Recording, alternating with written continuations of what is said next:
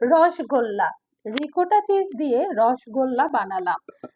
ছানা বানানোর ঝামেলা ছাড়া দোকানে কেনা রিকোটা চিজ দিয়ে আপনারা ইজিলি পারফেক্ট একটা রসগোল্লা বানাতে পারবেন।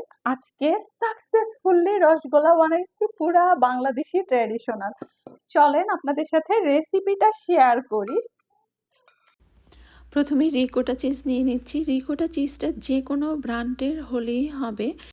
ফ্রিজ থেকে বের করে রিকোটা চিজটা একটা চিজ কলদের উপর রেখে জাস্ট আলতো হাতে এভাবে একটু হালকা ম্যাশ করে নিব। এরপরে কলের যে ঠান্ডা পানিটা আছে সেটা দিয়ে জাস্ট হালকাভাবে ওয়াশ করে নিচ্ছি। এটা কিন্তু খুবই আলতোভাবে করতে হবে কারণ চিজটা অনেক সফট থাকে। ভালো করে ওয়াশ করে চেপে চেপে একদম এক্সট্রা যে পানিটা আছে সেটা বের করে তারপরে একটা হ্যাভি কিছু দিয়ে, আপনারা ভারী কিছু দিয়ে হোল নাইট এভাবে রেখে দিবেন। কারণ চিজটা দিয়ে পানিটা খুব ভালো করে ঝরাতে হবে। আর পানিটা ঝরানো একটু টাফ কারণ অনেক বেশি পানি থাকে না, এটা অনেক বেশি সফট ম্যাশ করা থাকে।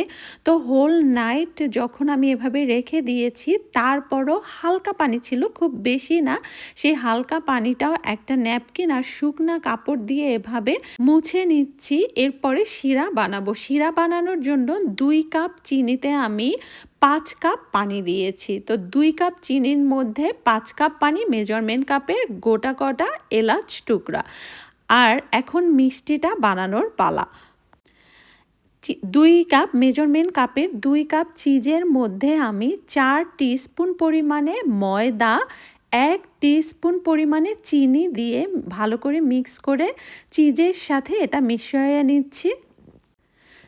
4 থেকে 5 মিনিট ভালো করে চিজটা মথে নিতে হবে। 5 মিনিটের বেশি মথার কোনোভাবেই দরকার নাই।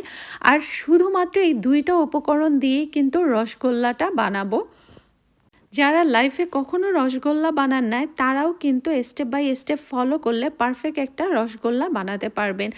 এরপরে আমি লেচি কেটে নিয়েছি, যে কয়টা হয় মানে আমার বোঝার সুবিধার জন্য।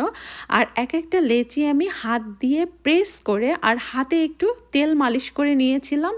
টেবিল কর্নারে মানে চপারে দিয়ে এক সাইড মিষ্টির হাতের উপর থাকবে আর এক সাইড টেবিল কর্নারে থাকবে। এভাবে করলে না মিষ্টিটা অনেক বেশি স্মুথ হয়, পারফেক্ট হয়, কোনো ফাটল থাকে না। কারণ মিষ্টিতে ফাটল থাকলে তো মিষ্টি দেওয়ার সাথে সাথে ফেটে যাবে। কিন্তু মিষ্টিগুলা দেখেই না আলহামদুলিল্লাহ এত সুন্দর হয়েছে, মানে পারফেক্টলি। তো সবগুলি মিষ্টি এভাবে বানানো হলে আমি শিরা যখন ফুটে উঠবে সে পর্যায়ে আমি দিব। আর চুলার জালটা মিডিয়াম টু লো ফ্লেমে থাকবে।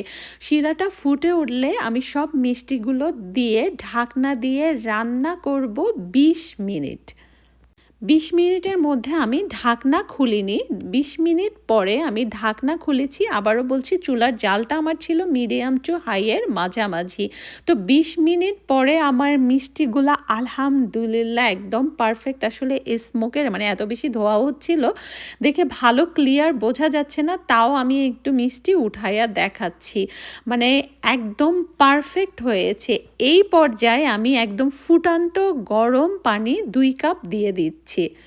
পরে আরও 15 মিনিট মিষ্টি জাল দিয়েছি। টোটাল চুলায় 35 মিনিট রসগোল্লাটা জাল দেওয়ার পরে গরম গরম রসগোল্লা ডান।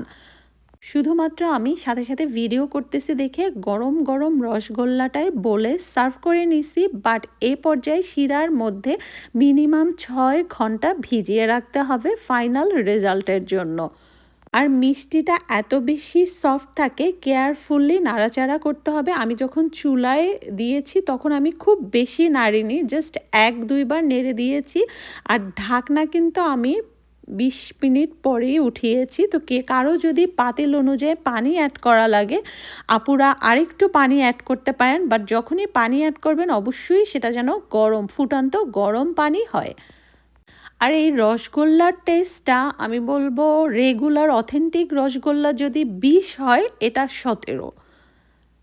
তবে কাউকে যদি আপনি সার্ভ করে খাওয়ান সে বুঝবেই না যে এটা আপনি দোকানে কেনা রিকোটা চিজ দিয়ে বানিয়েছেন। বিলিভ করেন রসগোল্লাটা সেই লেভেলের মজা ছিল আর অনেক বেশি সফট, আর একটা কিন্তু চুপসেও যায় না।